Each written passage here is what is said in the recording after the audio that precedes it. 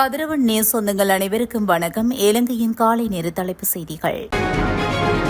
வெடித்து சிதறிய ஏர் இந்திய விமானம் பரிதாபமாக பறிபோன 242 உயிர்கள். குஜராத் மாநிலம் அகமதாபாத்தில் விபத்துக்குள்ளான ஏர் இந்திய விமானத்தில் பயணித்த அனைவரும் உயிரிழந்துள்ளதாக கள அதிகாரிகளின் தகவல்களை மேற்கோள் காட்டி இந்திய ஊடகங்கள் செய்தி வெளியிட்டுள்ளது. குஜராத் மாநிலம் அகமதாபாத் விமான நிலையத்திலிருந்து நேற்று மதியம் 1:17 மணியளவில் லண்டன் புறப்பட்ட ஏர் விமானம் ஒன்று புறப்பட்ட சில நிமிடங்களில் விழுந்து விபத்துக்குள்ளானது. இதில் விமானத்தில் 2 விமானிகள் 10 ஊழியர்கள் உட்பட 242 பேர் பயணம் செய்துள்ளனர்.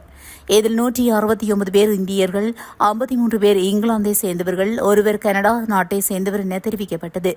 மேலும் 12 வயதுக்கு உட்பட்ட 14 குழந்தைகள் விமானத்தில் பயணம் செய்ததாக தெரிவிக்கப்பட்டது.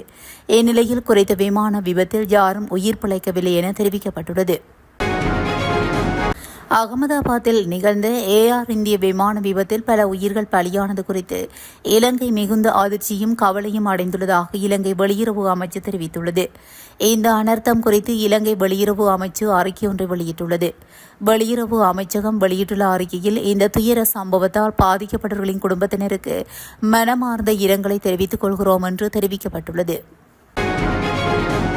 பலாங்குடை ரஜவக மகா வித்தியாலயத்தில் உள்ள கட்டிடம் ஒன்றின் மீது மரக்கிளை முறிந்து விழுந்ததில் மாணவன் ஒருவன் உயிரிழந்துள்ளார். இந்த அனர்த்தம் நேற்று பிற்பகல் நிகழ்ந்துள்ளது. உயிரிழந்தவர் 17 வயதுடைய பாடசாலை மாணவர் என தெரிவிக்கப்பட்டுள்ளது. விபத்தில் காயமடைந்த மேலும் 16 பேர் வைத்தியசாலையில் சிகிச்சை பெற்று வருவதாக பலாங்குடை போலீசார் தெரிவித்தனர். சம்பவம் தொடர்பில் பலாங்குடை போலீசார் மேலதிக விசாரணைகளை மேற்கொண்டு வருகின்றனர். விபத்தில் காயமடைந்த மேலும் 16 பேர் வைத்தியசாலையில் சிகிச்சை பெற்று வருவதாக பலாங்குடை போலீசார் தெரிவித்தனர். சம்பவம் தொடர்பில் பலாங்குடை போலீசார் மேலதிக விசாரணைகளை மேற்கொண்டு வருகின்றனர். இலங்கையில் நிலவும் உப்பு தட்டுப்பாடு பிரச்சினைக்கு தேர்வு காண்பதற்கு 30,000 மெட்ரிக் டன் உப்பினை இறக்குமதி செய்ய அரசாங்கம் திட்டமிட்டுள்ளது. கடந்த மே மாதம் 22ஆம் தேதி முதல் ஜூன் மாதம் 7ஆம் தேதி வரையான காலப்பகுதிகள் 18,163 மெட்ரிக் டன் உப்பு நாட்டுக்கு இறக்குமதி செய்யப்பட்டுள்ளது. நாட்டுக்கு இறக்குமதி செய்யப்பட்ட உப்பின் மொத்த மதிப்பு 1,291 மில்லியன் ரூபாயாகும். அதேவேளை உப்பு இறக்குமதிக்காக 571 மில்லியன் ரூபாய் செலவிடப்பட்டுள்ளதாகவும் தெரிவிக்கப்பட்டுள்ளது. 20 லட்சம் சாரதி அனுமதி பத்திரங்களை ரத்து செய்ய அரசாங்கம் தீர்மானம் எடுத்துள்ளது. 2009க்கு முன்பு வழங்கப்பட்டு புதுப்பிக்கப்படாத அனைத்து சாரதி அனுமதி பத்திரங்களையும் ரத்து செய்வது குறித்து அரசாங்கம் பரிசீலனை செய்துள்ளது. இதற்கான போலீஸ் பரிந்துரைகளையும் கோரிக்கைகளையும் போலீஸ் திணைக்களத்திடம் அரசாங்கம் சமர்ப்பித்துள்ளது. அதன்படி இந்த விடயத்துக்கு மோட்டார் போக்குவரத்து ஆணையாளரே முழு பொறுப்பையும் ஏற்றுக்கொள்வதனால் விரைவில் அந்த திணைக்களம் இது தொடர்பில் ஒரு தீர்மானத்தை எடுக்கும் என்று எதிர்பார்க்கப்படுவதாக சுட்டிக்காட்டப்படுகிறது. நாட்டில் 10 மில்லியனுக்கும் அதிகமான மக்கள் மோட்டார் போக்குவரத்து துறையிடமிருந்து ஓட்டுநர் உரிமங்களை பெற்றுள்ளனர். மேலும் இவர்களில் 4 மில்லியனுக்கும் அதிகமானோர் 2009க்கு முன்னர் பெறப்பட்ட ஓட்டுநர் உரிமங்களை கொண்டுள்ளனர். இவற்றில் 2 மில்லியனுக்கும் அதிகமானவை கனரக வாகன ஓட்டுநர் உரிமங்கள். அவற்றை புதுப்பிப்பது கட்டாயமில்லை. அதன்படி 2009 ஆண்டுக்கு முன்பு பெறப்பட்ட சாரதி அனுமதி பத்திரங்களை ரத்து செய்யவும் புதிய சாரதி அனுமதி பத்திரங்களை வழங்கவும் நடவடிக்கை எடுக்கப்பட உள்ளதாக தெரிவிக்கப்பட்டுள்ளமை குறிப்பிடத்தக்கது. முன்னாள் ஜனாதிபதி ரணில் விக்ரமசிங்கே நேற்று காலை ரஷ்யாவுக்கு பயணம் மேற்கொண்டுள்ளதாக தெரிவிக்கப்படுகிறது. அதன்படி ரணில் அங்கு சென்று ரஷ்யா செயின்ட் பீட்டர்ஸ்பர்கில் தங்க முடிவு செய்துள்ளதாக சுட்டிக்காட்டப்பட்டுள்ளது. அத்தோடு அந்த பயணத்தில் பல ஐரோப்பிய நாடுகளுக்கு செல்ல உள்ளதாகவும் குறிப்பிடப்பட்டுள்ளது. மேலும் எதிர்வரும் 22ஆம் தேதி நாட்டுக்கு திரும்ப திட்டமிடப்பட்டுள்ளதாகவும் தெரிவிக்கப்பட்டுள்ளமை குறிப்பிடத்தக்கது.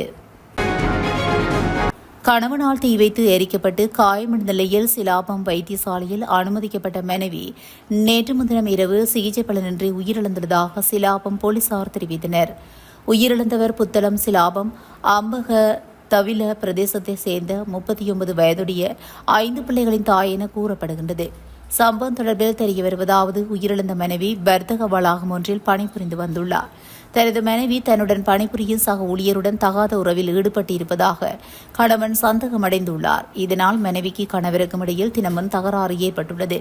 கடந்த 6ஆம் தேதி இரவு 7:30 மணியளவில் வழமை போன்று கணவர் தனது மனைவியுடன் தகராறில் ஈடுபட்டுள்ளார். தகராறு எல்லை மீறியதனால் கோபமடைந்த கணவன் தனது மனைவியை தீ வைத்து எரித்து அங்கிருந்து தப்பி சென்றுள்ளார். காயமடைந்த மனைவி பிரதேசவாசிகளின் உதவியுடன் சிலாபம் வைத்தியசாலையில் அனுமதிக்கப்பட்டு சிகிச்சை பெற்று வந்த நிலையில் நேற்று முன்தினம் புதன்கிழமை இரவு சிகிச்சை பலனின்றி உயிரிழந்துள்ளார். இந்நிலையில் பிரதேசத்தை விட்டு தப்பி சென்று தலைமறைவாகியிருந்த கணவன் செவ்வாய்க்கிழமை போலீசாரால் கைது செய்யப்பட்டுள்ளார்.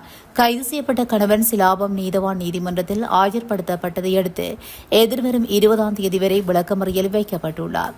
மேலும் தொடர்பான மேலதிக விசாரணைகளை சிலாபம் போலீசார் மேற்கொண்டு வருகின்றனர். மின்கட்டண உயர்வுக்கு ஏற்ப பான் உள்ளிட்ட பேக்கரி பொருட்களின் விலைகளை அதிகரிக்கும் எண்ணம் இல்லை என பேக்கரி உரிமையாளர் சங்கம் அறிவித்துள்ளது. குறித்த விடயத்தை அகில இலங்கை பேக்கரி உரிமையாளர்கள் சங்கத்தின் தலைவர் NK ஜெயவர்தன தெரிவித்துள்ளார். ஊடகம் ஒன்றுக்கு நேற்று வழங்கிய செவ்வியொன்றிலேயே அவர் இதனை குறிப்பிட்டுள்ளார்.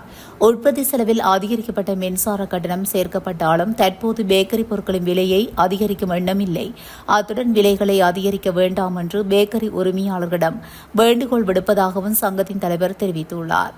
இதேவேளை நாட்டில் அறிவிக்கப்பட்ட 15% மின்சார கட்டண உயர்வு நாடளாவிய அளவில் உணவுப் பொருட்களின் விலை உயர்வுக்கு காரணமாகிவிடும் என தேசிய நுகர்வோர் முன்னணி தலைவர் அசேல சம்பத் எச்சரிக்கை விடுத்துள்ளார். மேலும் வாழ்க்கை செலவு ஏற்கனவே உயர்ந்துள்ள சூழலில் பல குடும்பங்கள் போசாக்கான உணவுகளை கொள்வனம் செய்ய முடியாத நிலைக்கு தள்ளப்பட்டுள்ளதாகவும் அசேல சம்பத் தெரிவித்துள்ளார். கண்டி யாழ்ப்பாணம் ஏனையின் வீதியின் கட்டுகஸ்தோட்டை நகரில் இடம்பெற்ற வாகன விபத்தில் ஒருவர் உயிரிழந்துள்ளார்.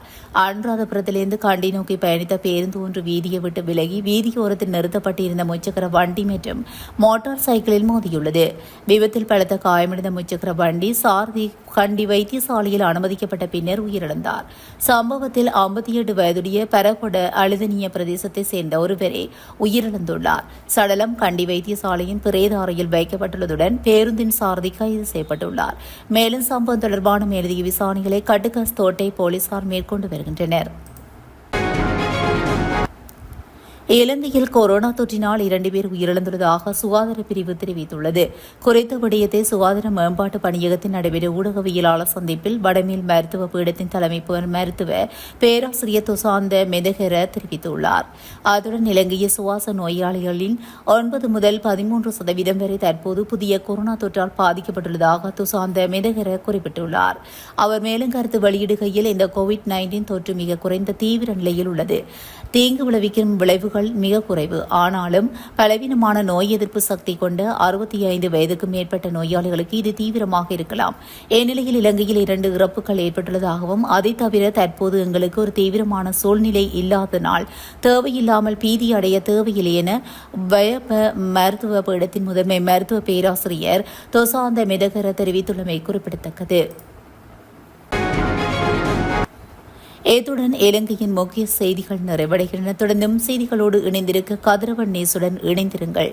நன்றி, வணக்கம்.